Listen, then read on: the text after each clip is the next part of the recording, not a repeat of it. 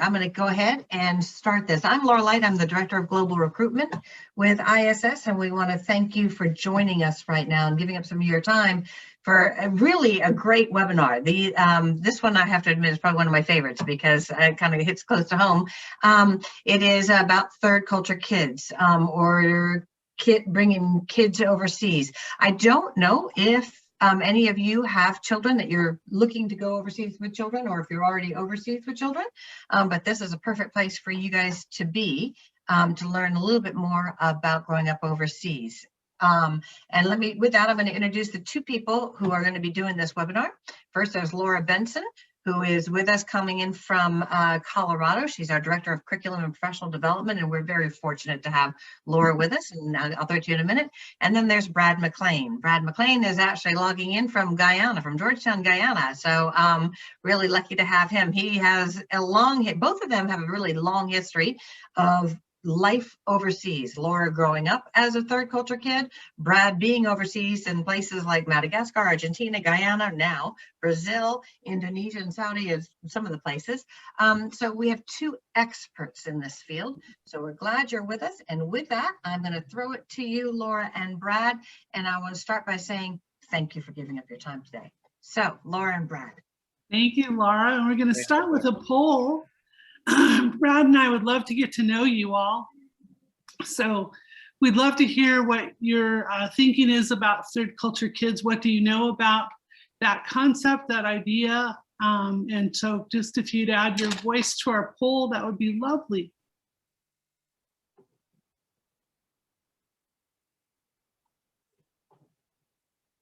Give people another minute or two, second or two here, Brad.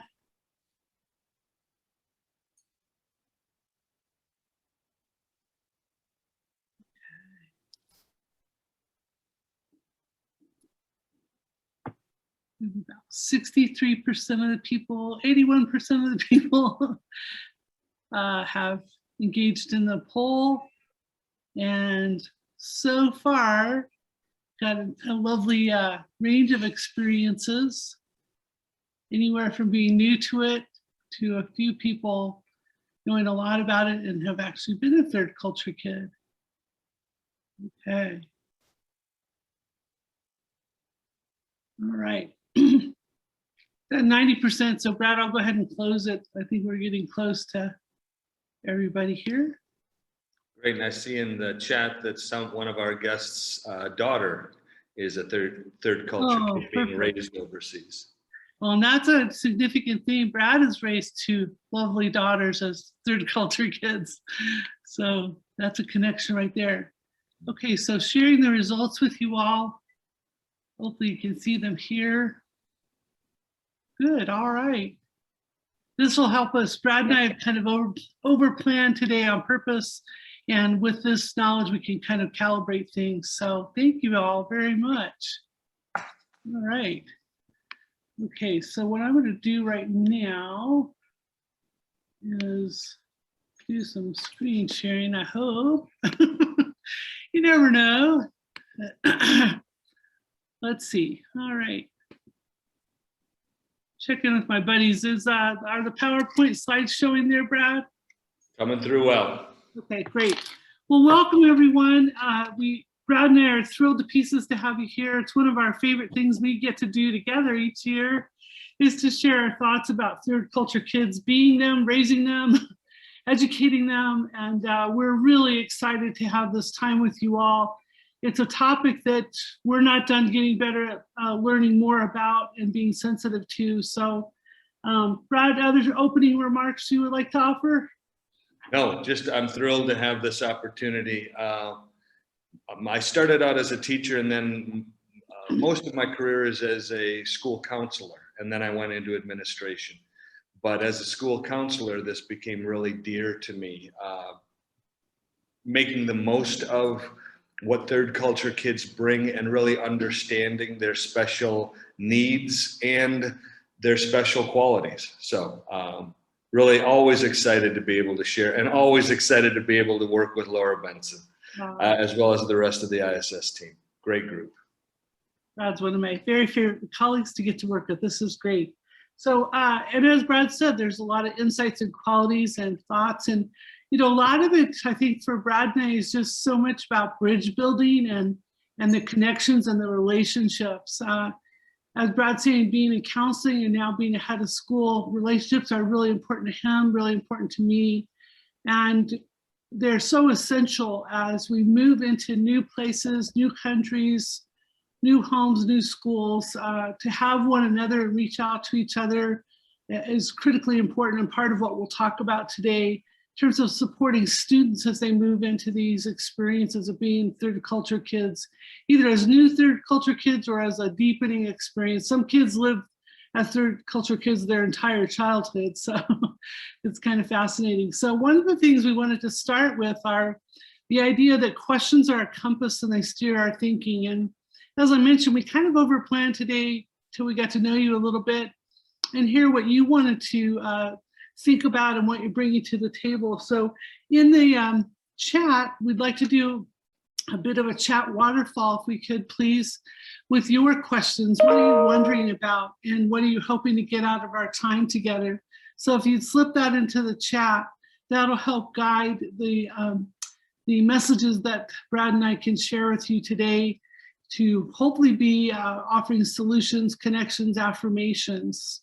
So give you a minute or two to slip in any questions in the chat.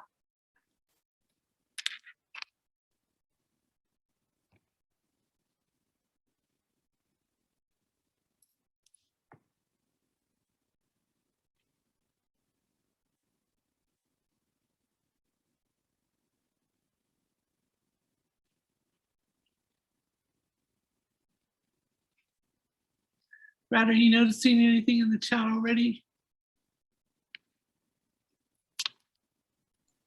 I'm seeing a question about balancing the needs of TCKs with local students. Good question. I certainly think that I know you attend to that idea of those local students who are attending international schools, that school kind of becoming that third culture for them as well. But that's a great question. I'll hit on that when we talk about transitions. Great. Super. Great. Okay, well, these are helpful, and feel free to just keep tipping in your thoughts and your questions, and we'll do our best to monitor that and use that as, again, as our compass. Your questions will steer our thinking. So the next thing I wanted to just offer is just the idea of a note-taking tool, because we are teachers and educators. So one thing is just maybe like a FAIR model to, in your own notes on your device or on a piece of paper, put TCK in the middle, then just put 4 boxes around it. Brad and I hope to be able to define TCKs with you, give you a picture and some visuals and vivid images of what life is like inside a TCK kid and the cultural surroundings, and then examples and non-examples of TCK kids. So just kind of a fun way to capture your thoughts visually or with words, if you like to draw and doodle and do graphic visual notes, or if you want to tip them in with some labels there. So the other thing we're gonna do to be playful is just to do a little bit of a closed passage from a quote about TCKs, third culture kids. I am a third culture kid myself. I moved 23 times in the first 17 years of my life. And the worst question you can ask Laura Light and I, and probably Brad's daughters too, are where is home or where are you from? I never know how to answer that. But this is my 43rd year of education. And again, I'm not done getting better at any of this, and trying to figure out how to support the journey of our students who live and grow and thrive in cultures that are not necessarily their mother country culture. And as you guys are saying, how do we be very inclusive of those kids who are under our school roof, some being local kids and some being expat or third culture kids. So anyway, we'll have a little fun with this in terms of trying to figure out the missing words. Third culture kids are people raised in a blank other than their parents or the culture of the country named on their blank. where they are legally considered native for a significant part of their blank, blank, blank. They are often exposed to a greater variety of cultural influences. So please feel free to unmute yourself or drop your thoughts in the chat. But what do you think the first or second blank is there? What is your guess?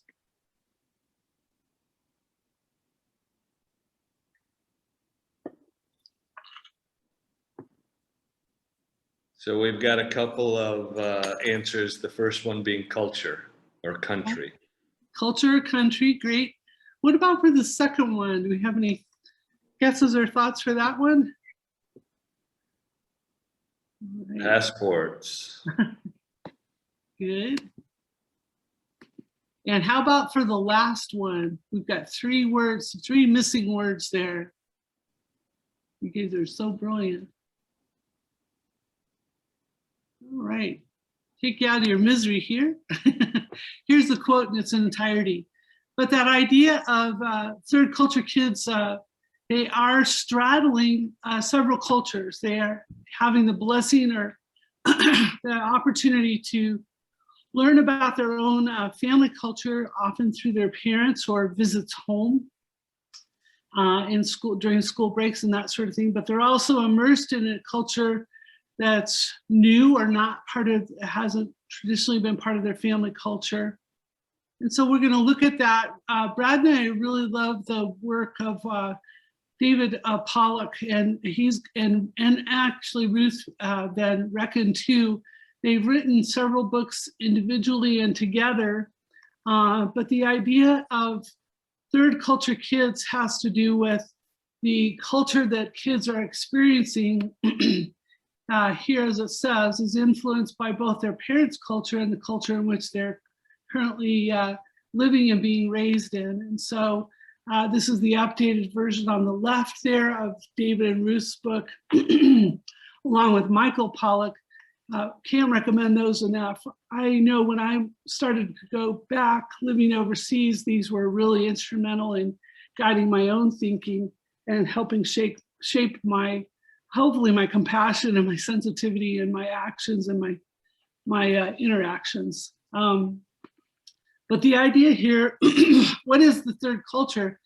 The third culture is that shared, as it shows here, kind of the intersection and the shared commonalities of those living internationally.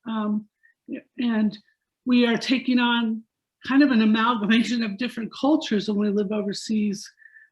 Laura Light has experienced this a lot, living many, many different places overseas. And Brad and I, with our families and our jobs, having experienced this too. So you have your home culture, you have your host culture, and then you have this kind of straddling that you're doing an integrated fashion of it as well. So the idea is, as we were talking about bridges, and I think a huge gift that Brad and I have gained and seen our students gain is just the idea of perspective and new eyes, and so much learning about people and cultures, and everyone is proud of their country and everyone is so eager to share it. I remember when I first traveled to Egypt, one of the things that's really amazing is everyone in Egypt knows their history, no matter what age, no matter what socioeconomic background. And it's just fascinating to be able to talk to your taxi driver or your restaurant waiter or your tour guide, and you learn so much. So gaining new eyes and gaining new perspectives is a big part of it. And as Brad was talking about, part of it is this cross-cultural kids, the idea of many kids live a third culture kid kind of life, either by nature of where they live or the nature of their family or the nature of their immediate culture and community, as it shows here. So the idea of exploring this more with you is what we'd like to share right now. And Brad, what else am I forgetting to say in this defining opening part here? No, I think one of the things that we've realized, I mean, I know this is near and dear to both of our hearts. You personally growing up as a TCK, Laura Light, I know they say, in your developing years. So, while your identity is kind of forming, right? We've realized in the years of giving this presentation, it's evolving. And I see that somebody in the chat said, oh, I read a book on this. I couldn't encourage people more to just keep reading and keep finding out. There's more and more blogs going up from TCKs and multicultural kids. And as you say, it's not just overseas, but it's biracial kids, it's borderland kids, it's immigrants coming in. I mean, think of the culture of the current Homeland Security group that's taking care of these immigrant children who are across the border without any parents. That's got to be an incredible struggle. And it's so interesting how many of these concepts intersect. And while there's that, if you want to call it pure TCK, there are so many variations that I think have genuine impact on us as educators, but as human beings, and to really try to understand and get the most out of ourselves and each other. Right. Thank you so much. Yeah, just that idea, it has so much to do, and I think that's why it's uncomfortable for me to tell you where I'm from, because it is during my formative years, I was in so many different places. And to honor all that who impacted my lens, my heart, my vision, my soul, it's you don't want to leave anybody out. So it's definitely that idea of, for children around the world in our home countries and our host countries, lots of us are straddling many different cultural perspectives and realities. So I'd like to explore that with you some more here today. So thank you, Brad. We just wanted to share, as Brad was just mentioning, we have some educational cross-cultural kids. And for us, even in our own ISS community, we can share some right off the bat. And that is, we have some schools who are boarding schools in the ISS family, NCPAs in Nansha, China, and YIS is Yangguan International School in Myanmar. And so many of the students are national students, and they're traveling from within their country to attend this school. And so we do a lot of discussion and have lots of conversations with our students who are national or CCKs, cross-cultural kids, or those who are third culture kids. And to be honest, we have really frank and open conversations, because some of the kids are transitioning as boarding students in our schools. They have one experience and then they're going back, and we're trying to help them have strong friendships within our school and also strong friendships when they go home. And that can be a little bit of a challenge at times.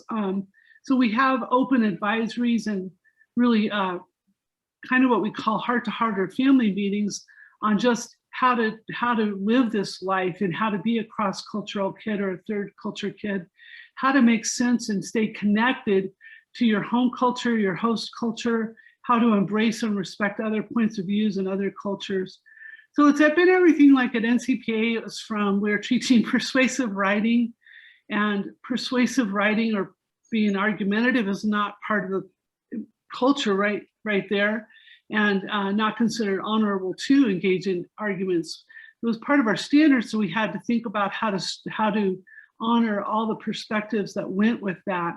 And then we had things like kids, living in the dorm, being an NCPA student, and then going back home and not feeling as connected or embraced, or sometimes facing some racism too, actually, for the fact that they were kind of seen as Americanized or Westernized. So we have a lot of frank and open discussions, and we want to give the kids the inner tools of reflection and metacognition and conversation to be able to talk about. There's lots of blessings, but there are a lot of challenges. There are a lot of tough things in terms of feeling like you belong. So we work really hard on that with our kids. And then, as Brad was mentioning, there's domestic third culture kids. You can even have the experience, if you've ever lived in one part of your home country and moved to another part of your home country, Like for us, a lot of times the South versus the North, or the East versus the West, or one state versus another, there's a lot of differences in terms of the immediate local culture, and not just language and the way people talk, like with y'all or you guys, or soda pop, or duvan and sofa, but just the idea of how are they being made to feel connected, how are they assimilating. And so the idea here is that we can feel very different just by the setting that we're living in. And as Brad was saying, it's in our formative years when we haven't totally developed our sense of who we are as kids yet. So the sensitivity and the conversations that we want to have with the kids on knowing themselves and staying true to their values and their beliefs, big part of the kind of learning and teaching conversations that go on with these kids. We're going to show you a video that has always struck Brad and I as being really powerful and insightful, Where is Home? And we're going to use Strikes and Wonders protocol with this. As you listen to the video and you listen to these incredible kids, what strikes you as important or makes you say, aha? And then also, what are you wondering about? As they share their lives and their insights, what questions are you developing? So as we go into Where is Home, we're going to use the Strikes and Wonders protocol, and I'm going to pop out of my slides here to go into my browser to be able to share this well. Here we go. So, and I hope you all will be able to hear this well. So I am what Adrian likes to call third culture kid at TCK. I'm Ricky. My name is Victoria Parashon. I'm Jake Wright. My name is Yuko Shimada. My name's Connor Liu. I'm Oliver Silsby. My name is Natalie Miller. My name is Amy Burns. My name is Hannah Lee. So when people ask you the question, where's home? How do you normally answer it? When I, wow. It's a good question. It's difficult. Unattended baggage is subject to search, inspection, damage, and removal. So I'm Korean American, and I was born and raised in New Jersey for a few years. And then when I was 9, I moved to Japan. And then when I was, I want to say 12, I moved to Guatemala. So there were a couple different places I called home. It's hard for me to definitively say that Singapore is home. And even though, I've been here since 5th grade. I graduated high school here. My family's still here.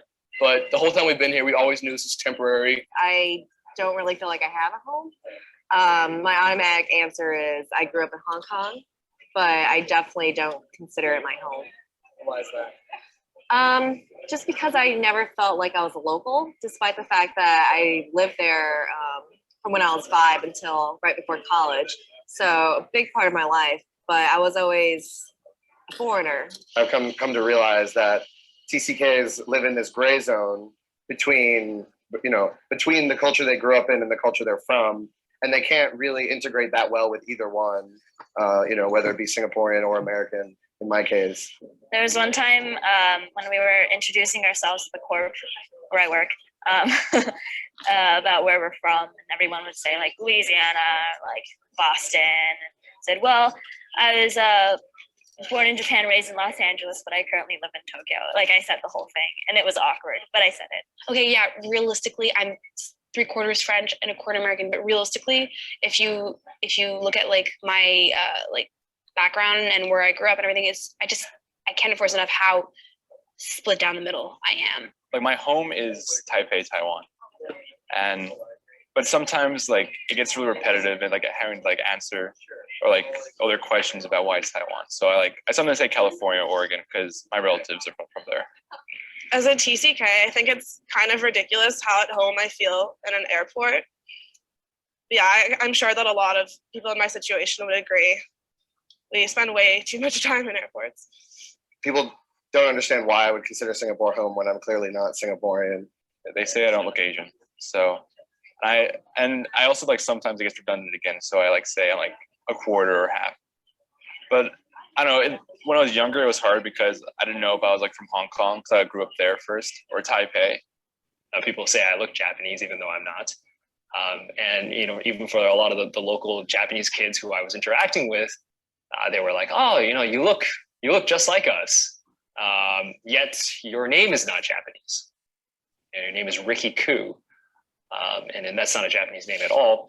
And furthermore, your Japanese is second to that of your English. Your English is so much better than your Japanese." So they were just as confused as I was. When I was little, it was really hard to go to school with all these like French kids and then be like, "Oh, like why do you have a funny accent? Why do your parents have funny accents?" Especially when you're little, you want to be able to define who you are. Where are you from? Are you from Japan? Are you half Japanese? No, I'm not half Japanese, but I live there and I sort of speak it. My mom speaks it, but she's not Japanese. She's actually Korean. When my family gets together, we always have this like kind of crazy combination of languages. I still remember during my some kind of summer orientation, I went to school and kids like, "Oh, you're from Singapore." I was like, "Yeah." It's like, "Wow, your English is so good." I was just like, since I spend so much time in both worlds, the accents, I don't really have an accent in either language. So people are very surprised when I say that, "Oh my God, you're French," or "What, you're American? You have a perfect French accent." I had a Korean American friend visit once, and it was just me, my mom, and this Korean American friend. And we're all having conversations switching between Korean American really easily. Korean and English really easily. And then my mom and I will suddenly switch into Japanese without even realizing. And it happens all the time when we're together, but we kind of forget that we have to limit ourselves around other people. And so my friend was just sitting there for like a good 5 minutes, kind of chuckling nervously and going, "I don't know what's happening." I went to school with people from Azerbaijan to Brazil to obviously France and Haiti or wherever. So it's kind of like being in a class there is being kind of like in the Model UN. So the school I went to, it was considered an American international school. My school had more than 64 different nationalities represented by the student body. So the idea of multiculturalism, being open-minded and tolerant of people's different beliefs and values was something that was emphasized a lot in my education. So I think that's something that has made me a lot more open-minded about other people. You can be taught really well how to accept other cultures, and you can be taught about other cultures, and you can learn about it from books and stuff, but you really can't know it fully until you've experienced that. Third culture kids are usually better at being able to get along with people from a lot of different cultures, because I do feel like it's a skill to be able to put yourself into different contexts and be able to understand like the cultural norms. And there's so many cultural subtleties, that third culture kids are really attuned to, just because that's something they grew up doing. And you get to appreciate so many more things. Like I get to appreciate Thanksgiving and Christmas and also Chinese New Year and Tomb Sweeping Day. And I don't know, maybe you wouldn't get that here. Like me, I have, my dad's American, my mom's Korean. And so when I interacted with my mom's family, I had to act in a different way because of Asian cultural norms. They're so different to how I was supposed to act with my dad's large Irish American family. We always talk about globalization, how the world is becoming smaller, how people are interacting in new ways. And TCKs are kind of in this like unique spot, or they have this unique opportunity where they grew up in situations like that. Knowing that there's something out there besides what's in your immediate environment, it's really important to take home. But I don't think this is unique to third culture kids. I think this is a skill that you can learn, but anyone who has that skill should recognize that it's a gift. And I think they should use it to bridging these gaps that we see between different cultures. Only ticketed passengers are permitted beyond the security checkpoint. Thank you for your cooperation. One time I had this really deep conversation with my prom date in high school about where home is. And I think I said, it's not a physical place for me. Really, home is just, where your family is and where your who your friends are. It reminds me of this song in 5th grade where it's like, it's really cheesy. It goes like, home is where your heart is, where you want to be, full of comfort, your family. So I don't know, it's not really, to me, it's not really geographic. Like if my family moved and I like had 20 great years in some other random city in the world, I think that would be my home. And the thing is, I don't think it's just going to be TCKs. I think it's going to be TCAs, third culture adults as well. You know, kids imply that, you know, as if that's gonna be the end of it. No, I think this is a sort of a lifelong endeavor. So, you know, when I become a TCA, a third culture adult, you know, hopefully my children can look to me and see like, oh, okay, so that's the way he lived. And those are the values that he has, and perhaps, you know, I can emulate those.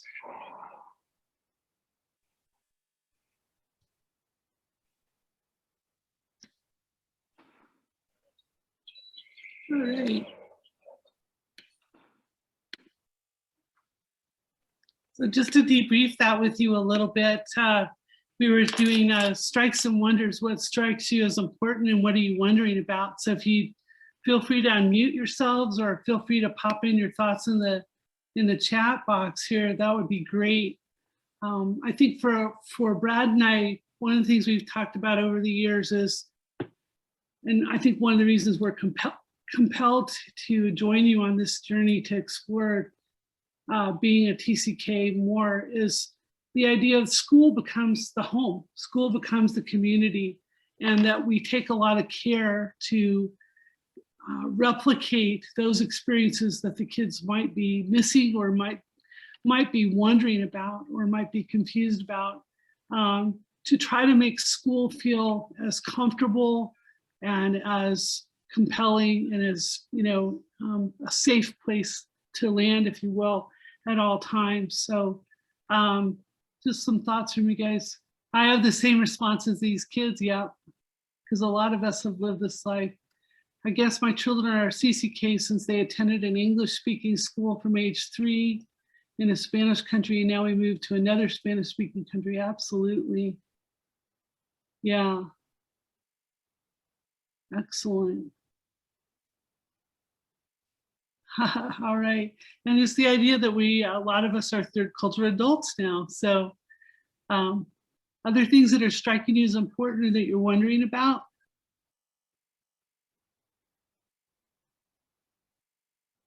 The importance of roots and the negative aspects of being rootless, yet the positives of being open-minded and multicultural, yeah, they're so vast. Brad, what are you seeing? No, I think we've gotten some great response. I think the really important thing is to keep that open perspective and see that approaching this topic takes many different perspectives. It takes the perspective of a parent or as a teacher or as a student or as a local, you know, and we really need to keep in mind that this isn't a linear path. People are going through this based on who they are, where they came from, in what context did they develop. So I love that video because it just is so open about feelings, and that rootlessness is a real significant factor that we as adults in these youths' lives and each other's lives is something that we really need to take care. Absolutely. And hopefully with all that, you're getting some ideas of examples and non-examples and some more defining pieces for your FAIR model notes. I'm going to go back into sharing some more of our slides. And here we go. So the boxes are all over the place here. And Brad, I think it's you.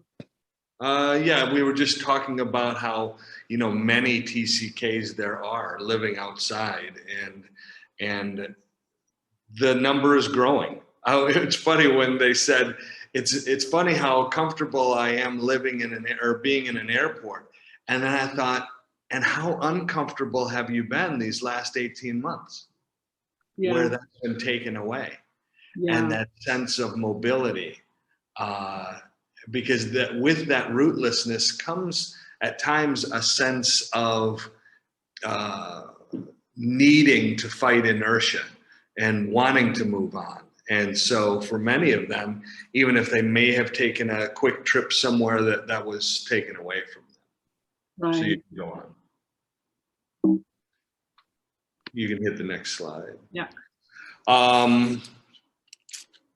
So no official numbers, and I say this is growing, but lots and lots of TCKs. That includes military kids, that includes cross-cultural kids. It's just a growing part of the population. That's exactly right. So now we're talking about what's special about TCKs, and what I want to go back to is that context from Laura's first slide and the question about the idea of a TCK, or in some cases, an adult whose identity is being developed, right? Outside of their quote unquote host culture. So we'll go on to the next slide. When you think about, so this is actually a piece of art that was contributed by one of our guests today. And her son grew up in all these different places that he visually represented. And yeah, there's many homes. Where's home? It depends. And as Laura said, I want to defend each of those. Right. This is Dylan Watts from Dana Watts. Thank you so much, Dana. And this was her Mother's Day present from Dylan to just capture his gratitude and his feelings about for his mother and giving him all these experiences. This piece just brings me to tears of joy and connection. So Dana, thank you for sharing this with us. So when we talk about that identity development, what I'd like you to do is to think about an iceberg, right? An iceberg analogy. So 20% of the iceberg is above the surface. It's very malleable. It's subject to erosion and change, and due to rain or sun or different factors. But 80% of that iceberg, in this case, what we're going to think about is 80% of a person's identity is below the surface, and that 80% is very compact, and it is not. Oh, you're getting ahead of me. It's not subject to change, right? What's under the surface is pretty intact over time. So, Laura, the top 20%, we're talking about kind of low emotional impact issues, behaviors, words, customs. Food that's eaten, fashion that's worn, games that people play, arts and craft, dances, holidays, flags. When we go to a new country, we can all try on those different things, right? We can eat different foods or learn to make different dishes. We wear different clothes. We celebrate different holidays. But what's below the surface are beliefs, languages, assumptions, thought processes, that deep culture that has high emotional impact. And if a child is growing up, they're developing their identity. They're inculcating norms about personal space, politeness. How do I display emotion? They're taking on concepts of leadership or friendship. Is the past important, or is the future important? What's more important, self or group? What's fairness mean? What's cleanliness?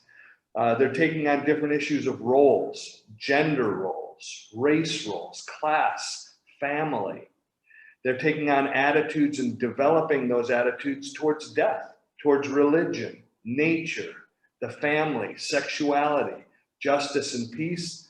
And all of those are developing into kind of who that person is, but it's not visible. So if we go to the next slide.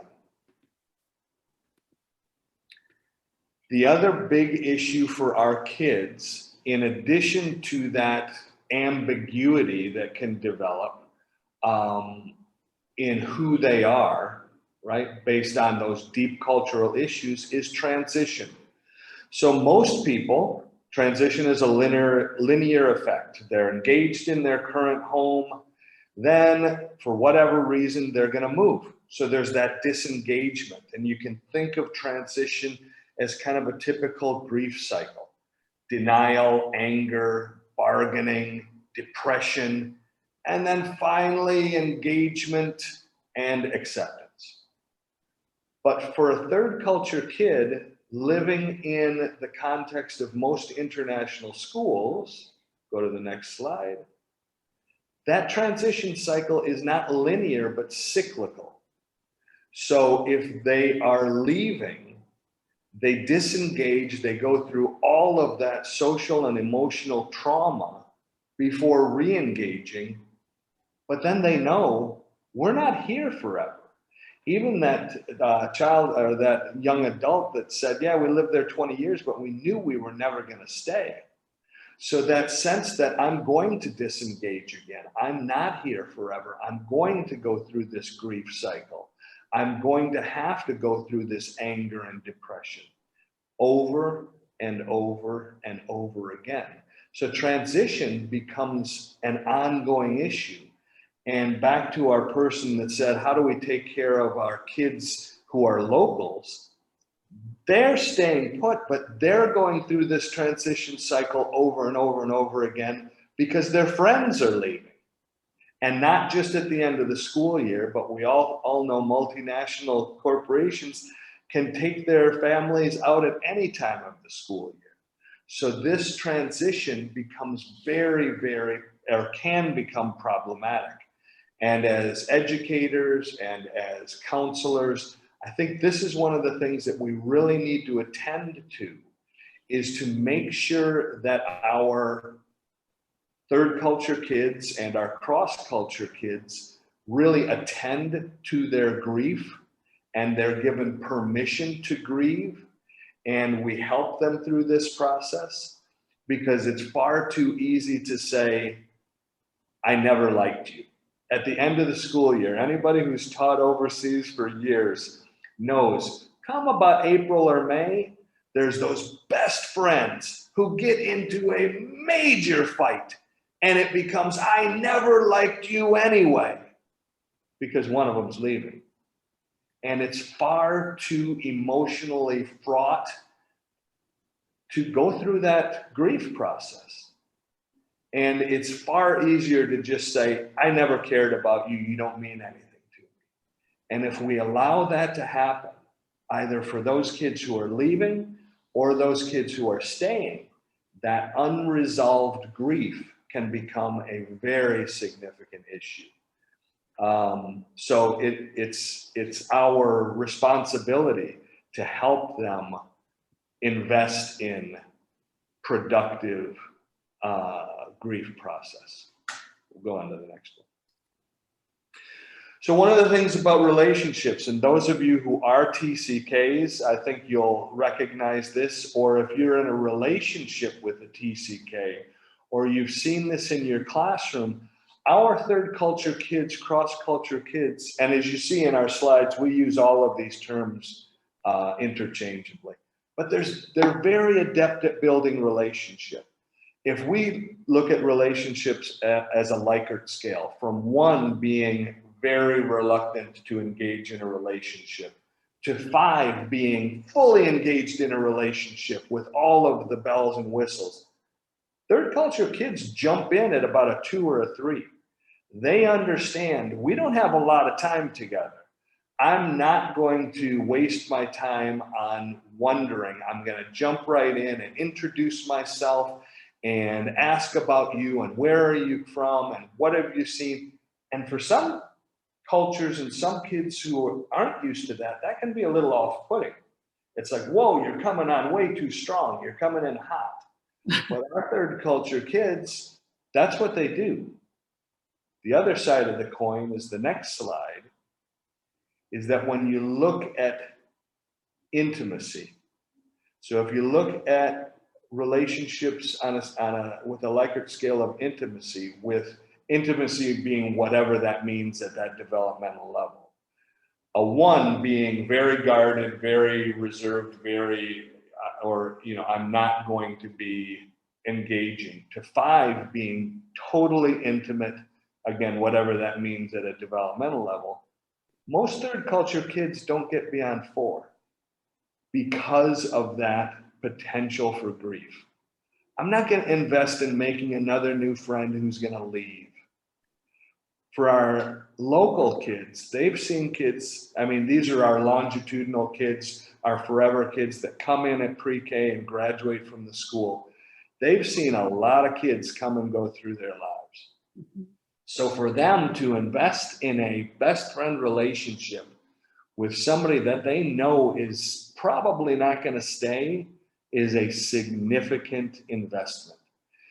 And it's hard. I think the schools that really do it well really encourage that mixing and that appreciation of each other, but also balance that with that relationship support and that grieving support. All of that leads to our next slide, which is kind of a variable of what do our kids look like, and adults as well, and what's their identity.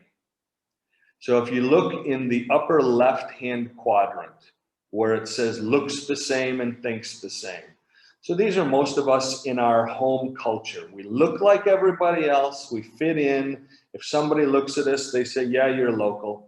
And we think like everybody else. We have the same deep, under the water, 80% condensed culture as most everybody else.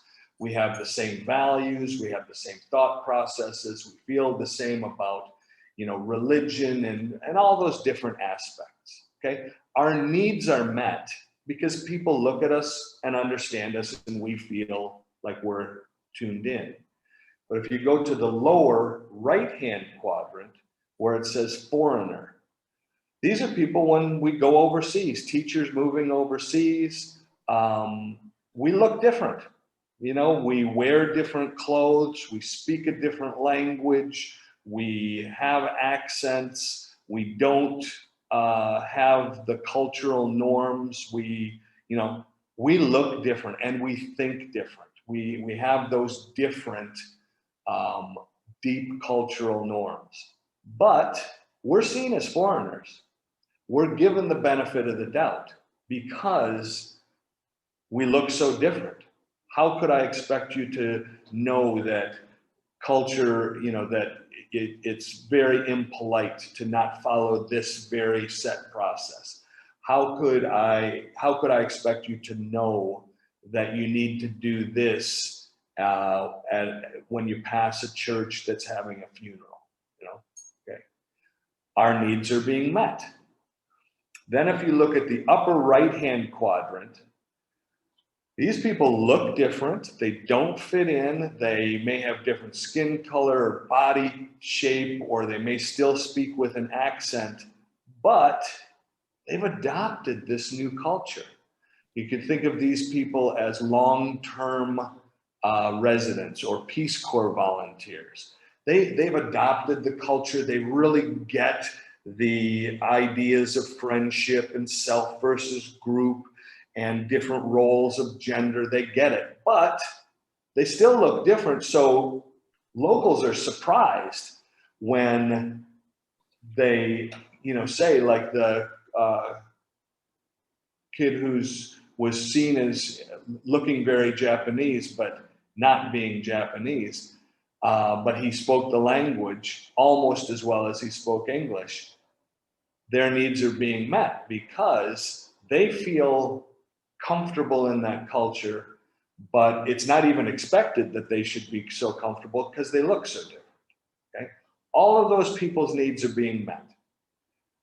The one group whose needs are not being met is the lower left-hand quadrant when our third culture, cross-cultural kids go back home. They're in their own quote-unquote passport culture. They look like everybody else. The expectation from everybody locally is You should know our norms, our attitudes, our concepts, all of the deep culture. But these kids didn't grow up in that culture. And although they look the same, their internal identity can be very different from the expectation. They've grown up either with a different set of eyes, or the term that I love, and I think this is a Pollock term, they see life through a different set of lenses, right? They can take those glasses off if need be and just say, oh, I'm from Oregon. But when they've got their lenses on, they see life in a very different way, which leads them to not be understood. And there's that the risk is a very ambiguous sense of identity. Where do I fit in? It says that I'm from the United States, but I don't feel like it. Those are kids that we really need to tune into. And again, that may be our local population who their third culture is that international school. As Laura says, our international schools become the hub of the society for all of our stakeholders.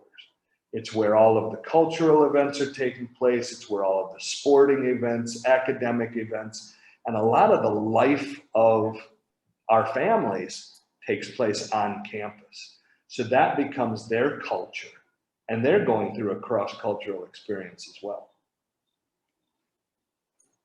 Thank you, Brad. Well, what we're going to do now is just please unmute yourselves and or drop in the chat box. You know, I'm hearing a little bit from Brad and I already. What do you perceive to be the blessings and challenges of being a third culture kid? We'd love to just have you make some predictions here. We're going to share some specific research about challenges and blessings, but love to hear your thoughts before we enter into this next section.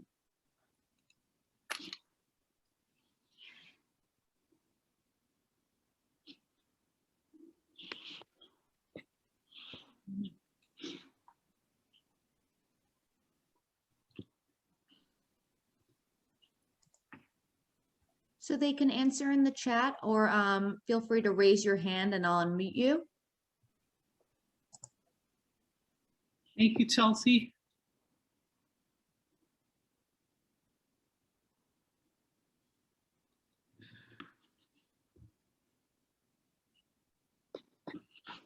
Brad, do you see anything coming up in chat?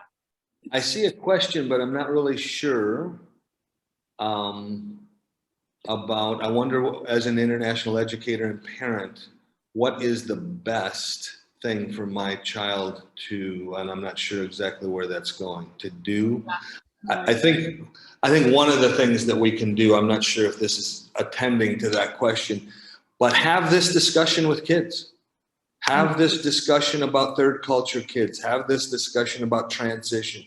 Have this discussion about fitting in. And I think that it benefits everyone. It's like we often say, students with special learning needs, if we can attend to their special learning needs in ways that benefit the entire class, right? It's the same thing with our third culture kids.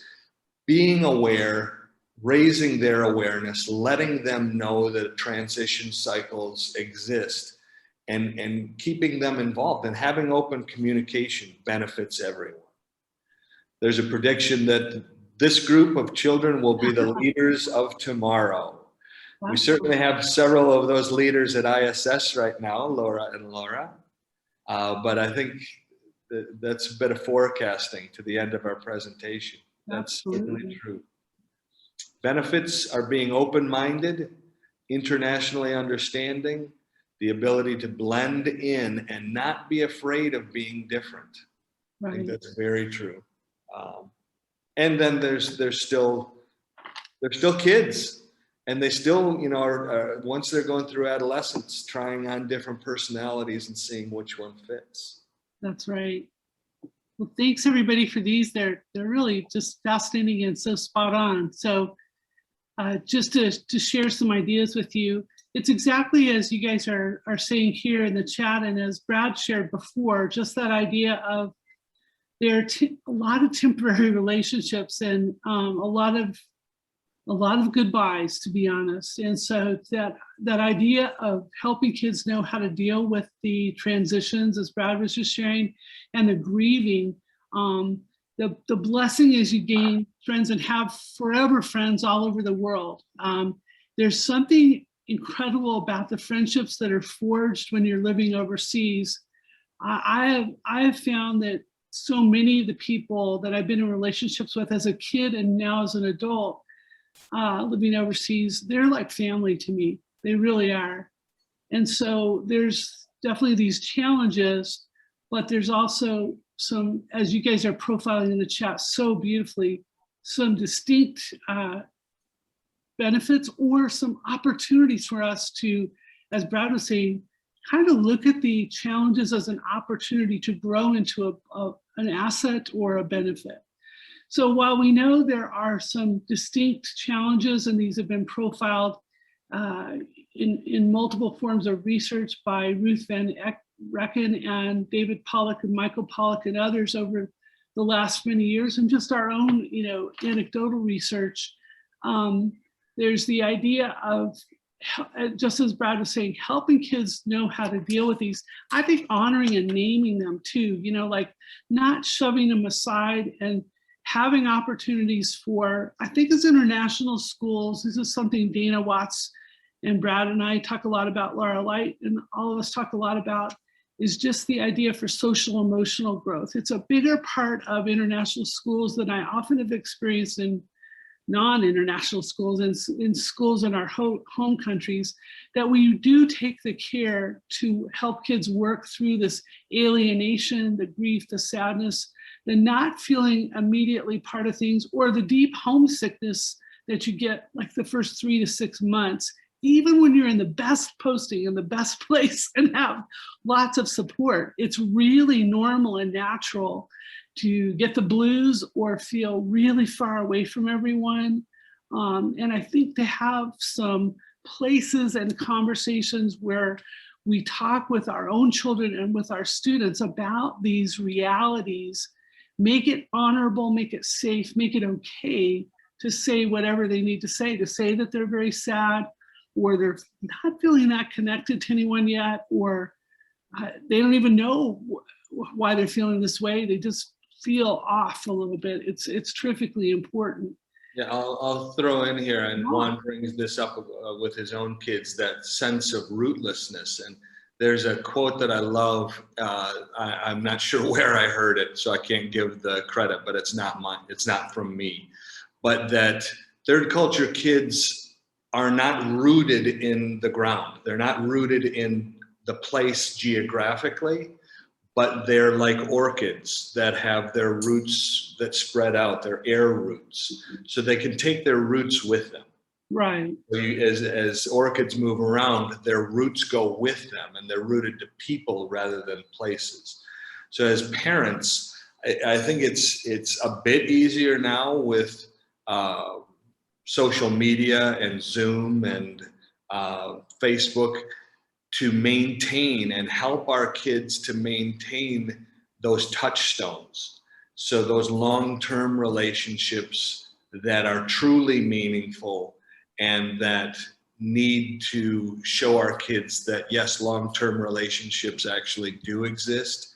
It may take more parental choreographing, right, but it's well worth it.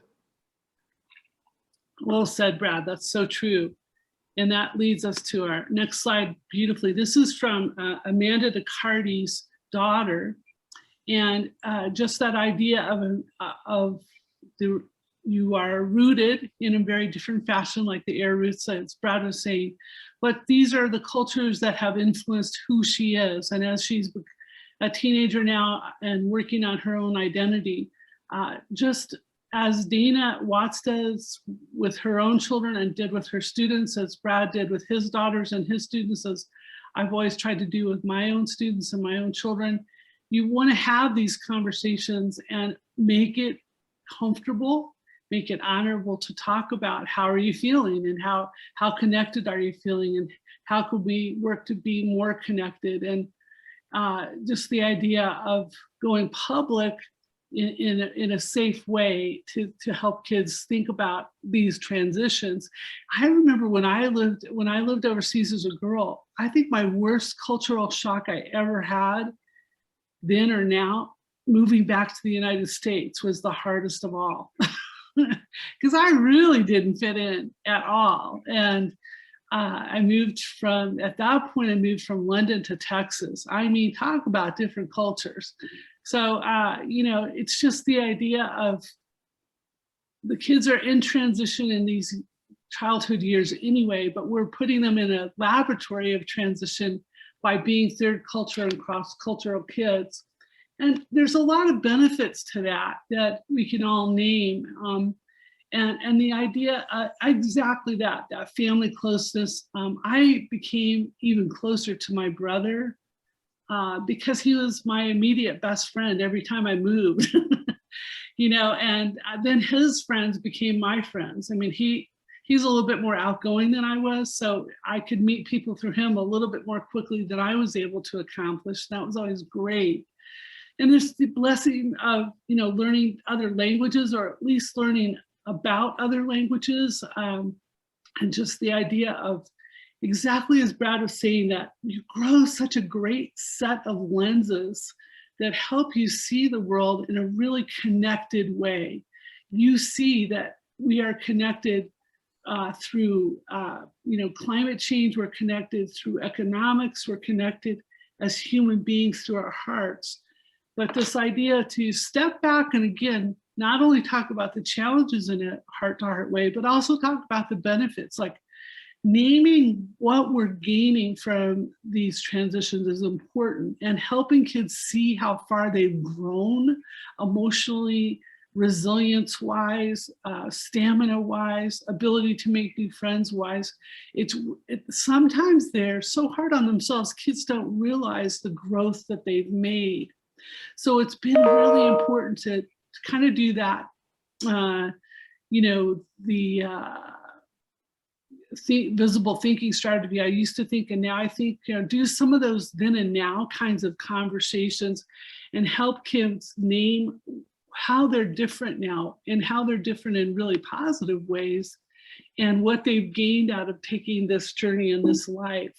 So the idea of, you know, those benefits are just, you gain a stronger sense of who you are and what you believe. And, you know, you can be so proud as a kid or an adult.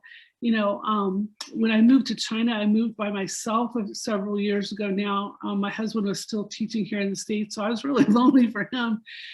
But just to step back and think, I was proud of myself for making it through the first month, and the first 3 months, and the first 6 months. And, you know, the first few months you're sleeping on the floor of your new apartment because your shipment hasn't arrived. And it's that way for kids too, to step back and be metacognitive and look at, what is it that we're gaining, and what new insights do you have? And not in a Pollyanna way or anything like that, but just truthfully to you know, name and frame where we are now in terms of growth. I would definitely agree with that. It's a balance, and there are challenges.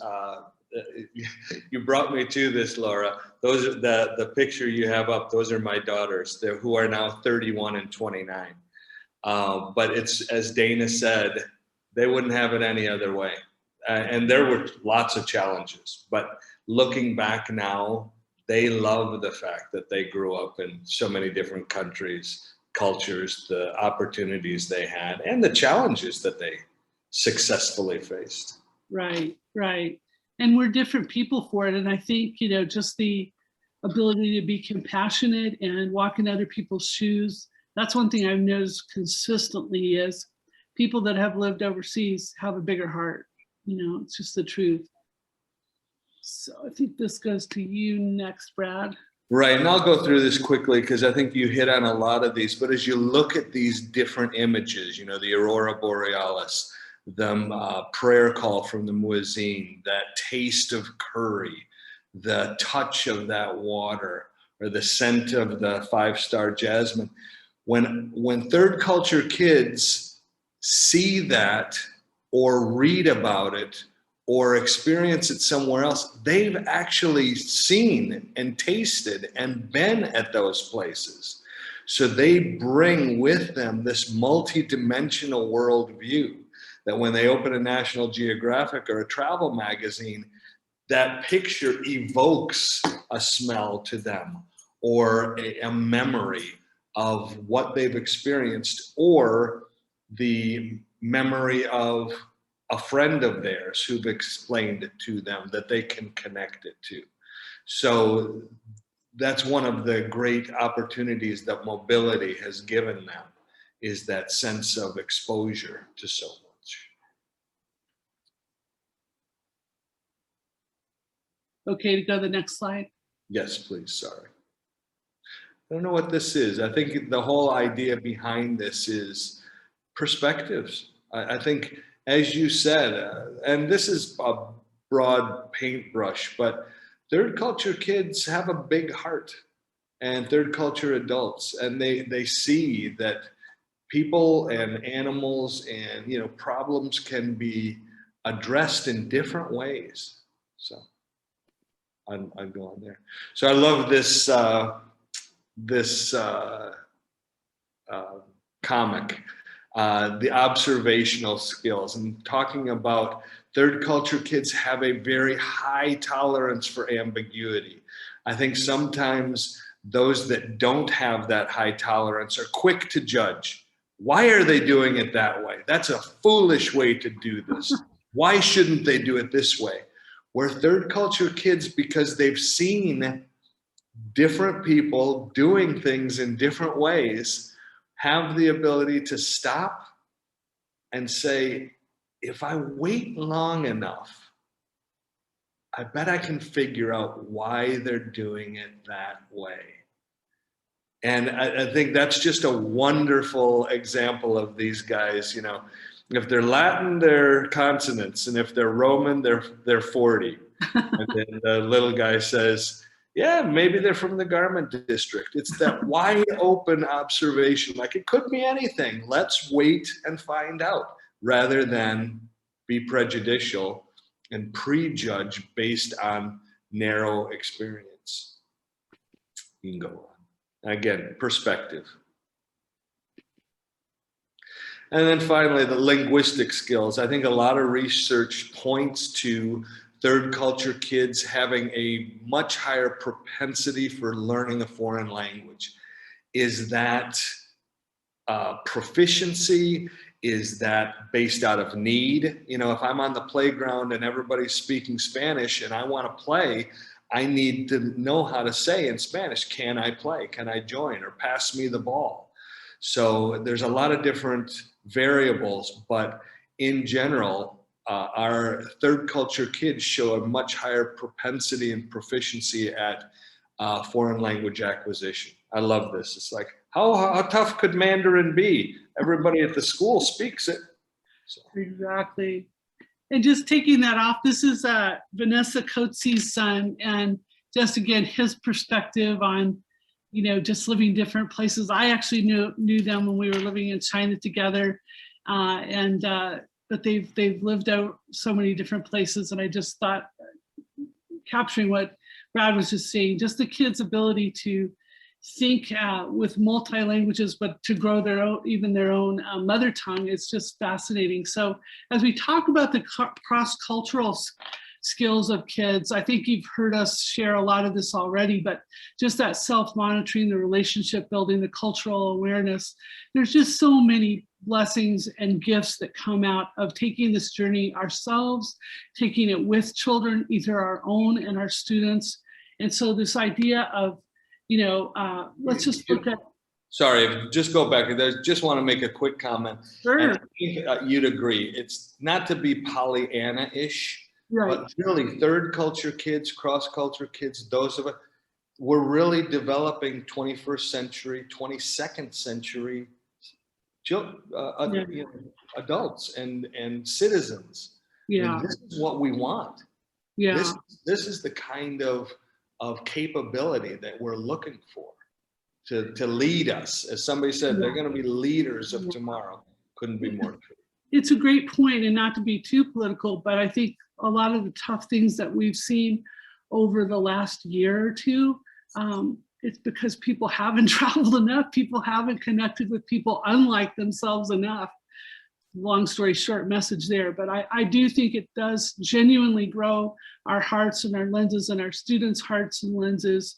And there's more opportunity for compassion and connectedness. So we're just going to close here with a few ideas about TCKs that you may not realize are all around us and in our lives. Barack Obama was a TCK kid, and John Kerry, the King Hussein of Jordan, and former Prime Minister of France. And then Shaquille O'Neal. I think the next slide shows Tim Tebow, Steve Nash, Kobe Bryant was a third culture kid. Steve Kerr, who's the coach of the Golden State Warriors, third culture kid. And they really emulate those characteristics that we just talked about.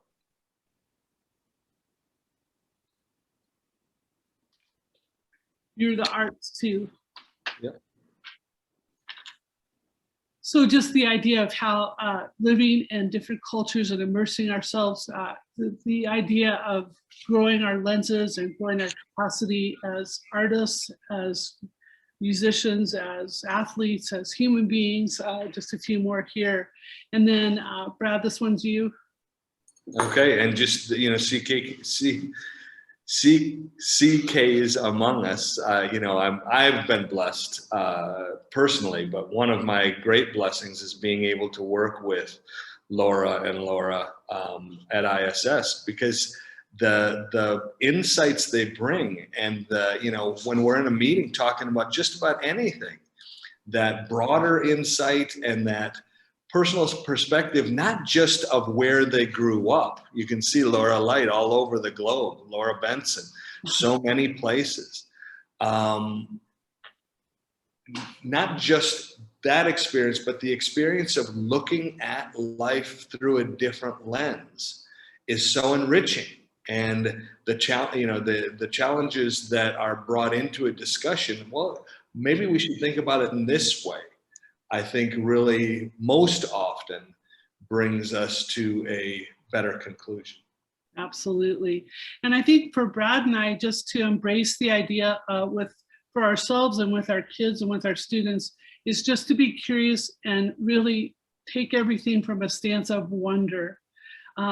Curiosity is such great rocket fuel for life. It fuels and energizes your thinking and helps you embrace things in a way without judgment. You embrace it as an observation, as a wondering, as a curiosity. And so just the idea of thinking about your questions, thinking about taking those, sharing those with your students, sharing those with your families, and then just being mindful of the time, Brad. We just wanted to close by offering thanks and tons of admiration and hope as you take these journeys with your students and engage in international teaching for your first time or for your 12th time and going deeper. You are shepherding kids in these essential years of development and growth and identity. And it's such a wonderful journey. It's so exciting to see the world through their lenses. Brad, you probably have some closing thoughts too. No, you really crystallized it. I think we need to take this responsibility as such. I think whether as a parent or as an adult in our students' lives, it's such an opportunity to help them to blossom into, these different positive characteristics. Now, let's face it, not every child has every one of those positive characteristics. However, I honestly believe the more that you can, as you said, Laura, name those characteristics, give it a name, talk about it, let our students know that given their opportunity, this is so wonderful an experience, and we're confident that you're going to develop into an open-minded, thoughtful, withholding judgment kind of person. If we say that over and over and over and over and over again, guess what? It often happens. You know, we praise kids for characteristics that we want them to develop.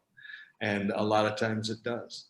So I think being mindful of the pitfalls and the obstacles, and also being mindful of the opportunities is really critical. Absolutely. Thank you, best partner ever. And You beat me to Laura Light. Thank you, Laura Light, for having us. There's a question down here about getting the slides. I know that this was recorded, right, Laura? That is correct. And I want to end this by saying huge thank you to Brad and Laura. It was so informative and so many just outstanding points made. This has been recorded and you will be able to find it in the auditorium to go back and rewatch it and share it with others. So please do. But Laura and Brad, outstanding. There were just so many great points made. We are really lucky to have the two of you. Thank you. Thank you. And for the rest of you, oh, okay, thank you. The rest of you guys, we're here. Best of luck with the online event. We hope that you make some great connections and take your kids overseas. So thank you very much. Thanks, everybody. Thank you, everyone. Thank you. And thank you, Chelsea. We do this presentation because we love the topic and we want to pass it on. So be like good teachers and take this and share it freely. There's no copyright on this. Thank you, Laura and Brad. Well, Laura, you're a constant inspiration for this particular workshop that Brad and I are blessed to do. So we dedicate it to you for sure. And your whole team. Thank you, Chelsea. You are the experts. And thank you, Chelsea. Yes. Bye, Thank everyone. you all. Thank you all. Chelsea. Thank you, Laura. Brad, big hugs to you, friend.